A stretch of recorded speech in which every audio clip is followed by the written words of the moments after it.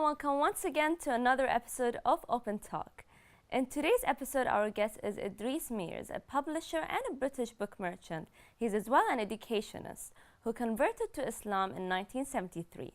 We will talk to him about his conversion to Islam and what inspired him to become a book merchant and spread the Islamic literature around the world through international book fairs.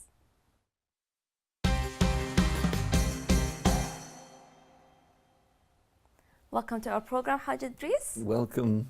I'm very pleased to be here. Well, we're pleased to have you. To start with, can you tell me what made you convert to Islam? It's a story. We would love to hear your story. So I was a young man growing up in the 1950s, the 1960s in Bahrain, of all places to live, which was a wonderful place. And we lived a very privileged lifestyle as expatriates. But when I became a teenager, I began to notice that the British expatriate, or the expatriate community, was really very full of itself for no reason. They had a high opinion of itself, and they treated it as if they had a privilege in the world that was uniquely theirs and that they were somehow superior. But I looked at them and said, no, these people aren't superior. The way that they behave, the way that there was actually, I lived in Awali, which was a kind of like a very enclosed, insular community. It had no real connection to the rest of Bahrain. And the people in it, they lived their own lives, but there was a lot of drunkenness, there was a lot of infidelity, there was a lot of things that as a teenager you notice amongst the adults. You're looking for inspiration, you're looking for role models.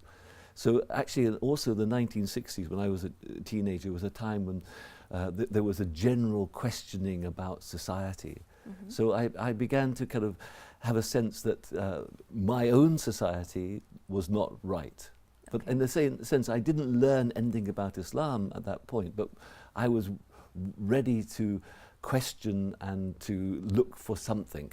And so when I went to university, then I was going there with this expectation that I would be able to find things that would change my life and change society. It was a revolutionary time. But when I got to university, I was also very privileged to go to Oxford University, and I had high expectations of the quality of the people that I would meet, the quality of the people that would be teaching me. But what I found was that they had information and they didn't have knowledge, they didn't have wisdom, they didn't have something that I was looking for. And so actually what I ended up doing was I ended up dropping out from the university and then seeking a career in theatre, but not not commercial theatre, in an experimental theatre which was like on the cutting edge of exploring change in society.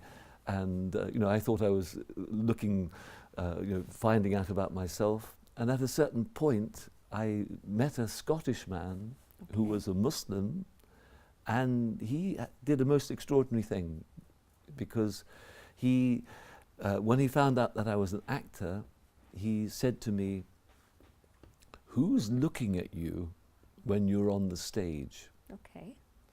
Which I had a kind of answer, if I wanted to give an intellectual answer about the role of acting and the role of theatre in society, and how Greek theatre had a whole theory of catharsis. But the way that he asked me the question made me actually reflect about what was really going on when I was on the stage. Because when you're standing on a stage and you have the footlights glaring, you're actually looking into dark space. You don't see who's out there. Okay. So you're acting into a vacuum. But then I almost like put myself on the stage, looked into that blackness, and I realized that the eyes that were looking at me were the eyes of my parents. Nice. And that somehow was about, what was actually going on was like trying to attract attention. And he said to me, "Yes, haven't you realized that the whiskey bottle and the milk bottle, the baby's bottle, are the same? Because with acting, there's a whole culture of drinking, and most of the great actors have been alcoholics. or passed through alcoholism. And I was only like 20, 21 years old, but already, you know, I was on that path. And so he stopped me in my tracks and got my attention by this kind of being like a doctor reading my pulse. And he said, and that, you know, quite frankly, that's not very interesting. And I had to say, that's true. And then actually he told me about Islam, but because of that, being able to understand me and to, I sort of trusted him and saw something in him. And actually, because I was open to, I mean, I was a young man, 21, looking for things in my life, I became Muslim instantly. Okay. So I in a sense found out about Islam after I became Muslim, if you understand. So after you became Muslim, yes, you and then so. Step but by step. that's a long time ago. So that's about 45, 46 years ago. Okay. So yeah. So that's how you converted to Islam. Yes. Moving to as an educationist, and I believe you're a book publisher. Could you tell us? I've had different themes in my life. I got involved with publishing quite quickly. So when I was with a group of English people that became Muslim, particularly with this teacher from Scotland, who was the one who was like the kind of the centre of it, who pulled us in, and he had a background in publishing, and so we started to publish books. So I got involved as a young man, you know, with the kind of I was helping, you know, basically as the gopher, go for the coffee, carry the books. But I actually, and then I did go off for a while to study in Egypt, to study Arabic, and I got a little bit of, you know, sort of formal Islamic education. Then I came back and I ended up becoming the director for that publishing company, which was called D1 Press. So in the history of English Muslim or Muslim publishing in English language, the D1 Press was a very significant, it was really the first publishing house. Nice. But then as I got older, then I had children. Okay. And then you're faced with kind of like, how are you going to educate your children? So then in a sense my focus of attention turned to education, and I didn't want to put them into the state school system. So, and I was actually part of a kind of community where there were other families that had young children. So we got together and we created a project for what I would call enhanced homeschooling. Okay. But that enhanced homeschooling actually became like a little school. Nice. And then that was at the beginning of the 1980s. And then there were other people in the United Kingdom that were kind of starting similar kind of education projects, including use of Islam. I don't know if you... I have heard of him, yes. So he started his... He actually came to visit us in our community in Norwich before he started his project in London. Nice. So, but at that time also, you know, we started to make the networking. So we had a thing called the Muslim Education Trust. And how does that work in UK now? Well, now that became a thing called the Association of Muslim Schools, and that actually acts as an umbrella body for both unifying the you know, the work that's going on within the Muslim schools and backing them up with professional teacher training and development of curriculum, but also acting as an interface between them and the British government. So they are recognised by the British government as the official body representing you know, Muslim schools, not just the Muslim schools in the private sector, but also the Muslim schools in the state sector. Nice, So that's really nice. So I ended up being the director for that association for a period of time. Okay. And then after that, I kind of decided that, you know, I basically retired from that, but I always wanted to go back into publishing and to have a kind of a bookshop, and to have, and a part of my work as the ambassador for the Association of Muslim Schools had brought me to the Middle East, particularly to the UAE, and I had saw an opportunity for a kind of attending the book fairs. So I began to attend the Abu Dhabi Book Fair and the Sharjah Book Fair, and to bring a collection of books. And how important is that, bringing, coming to the Middle East and trying to spread this awareness of reading Islamic books and Islamic literature? How important? I'm very careful to say I'm not an Islamic publisher or Islamic bookshop. Okay. I have a collection of books about Islam and the Muslim world, and I have a full range. So I mean, books are like are doorways to in one sense they're just information, and sometimes you have to have the full range of books. You have to have books that you don't personally agree with. Of course. I always say that there are some bad books that good people have to read because they've become part of the discourse. There's a lot of books written about Islam, particularly at this particular time, which I would strongly disagree with, and a lot of Muslims would, but they've become things that have become things that you have to kind of put on your screen, and you have to. So, I have that kind of book. I have the books about all the different madhahib, different approaches to Islam. Okay. I'm not making the judgment for people. People need to. But make at the their same own time, I judgments. am trying to create an atmosphere. What I would like to say, I'm trying to create a zone where people are encountering Islam, but that zone is an act of reimagination. But it's what I would call in Arabic a barzak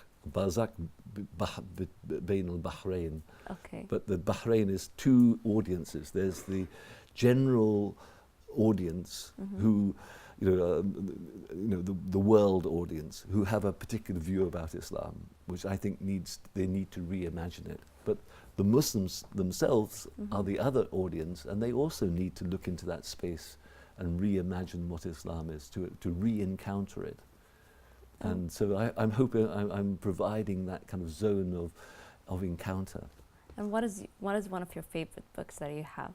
Right, I'm always asked that. Okay. So the favorite book that I have is a book that I worked on for a year, which is a book about the Prophet Muhammad called Ash-Shifa. Ash-Shifa lil-Qulub bi-Ta'rif al-Huquq al-Mustafa, the healing of the hearts by knowledge of the rights of the chosen one. I mean, it's got a wonderful, but it's a book that contains it's like an ocean. There's one. The beginning part is commentary on the verses of Quran that are about the Prophet Muhammad, either openly and directly or by allegory, and then it goes into his qualities of character, his kind of, and it's like a wonderful book. And you have it here in the I have it book, with on my bookstore. bookstore. Yeah. Yes, so that's one book that I. So that you relate the most to. I don't read it as much as I should do. My wife, on the other hand, has got it right there by her bedside, and like she gets through different. I have to keep on giving her new ones. Okay. Because she kind of she's written so many notes and kind of to understand that too. Yes. So yes. So and I have many books because books are. Of course, Yeah. So that's your favorite book. Yeah, that's one of my favorite books. Yeah. Okay. So knowing that you're here for the Bahrain International Book Fair, how do you find it so far, and what would you like to tell everyone out there that have not visited the book fair? Well, I think more people should come and visit it. It's in a very nice location. I think it's wonderful that Muharraq is being celebrated as the capital of culture of the Islamic world, and it has a wonderful history, and it's part of the kind of the maritime history of the Gulf, which I find fascinating. But it's a little bit to one side of the island, so I don't think everybody has got there yet, and I don't think they realise what a wide selection of books. I mean, myself, I've got about 1,600 titles. Nice. But I'm only bringing like one or two of each title, so people have to come quickly, otherwise all the books will be gone. Yeah, especially the book that you said it's one of your favorites. Yeah, I've only got 3 left. So right. So hopefully you'll be kind of rushing to get it. Yes. Hopefully, Yeah. everyone should Yeah. visit the fair. Yeah. Well, And also, when you come to book fairs, you meet interesting people. of course, you Yeah, meet yeah. interesting Book people. people and are- exactly. Yeah. And you add to your knowledge when you read these lovely books. Yes. Yes. Yeah. Yeah. And actually, there's a secret as well that Sure. you don't necessarily have to read all the books that you buy right away. Mhm. Like, you can have books on your bookshelf that are waiting to be read. Of course, yeah. And sometimes with books, you see, you won't always ever find that book again. So if Mhm. you see a book that you think is going to be interesting and that you might want to read, buy it. And just it being there in your library or in your room, it will kind of draw you to it at the time when you need When it. you need it, yeah. That's so people true. should have a relationship with books. It's part of, I think it's part of being a human being. Of course, So yeah. don't have a relationship with your iPhone. Mhm. Have a relationship with your books. With the books, they're better. They're better. Yeah. Yes. Yeah. Well, thank you very much, Haj Idris, for being with us. I hope you have a good stay in Bahrain. I'm enjoying it immensely. Thank you very much. Yep. Once again, our guest today was Idris Mears. He is a book publisher and a British book merchant. Thank you for watching Open Talk. Have a good evening.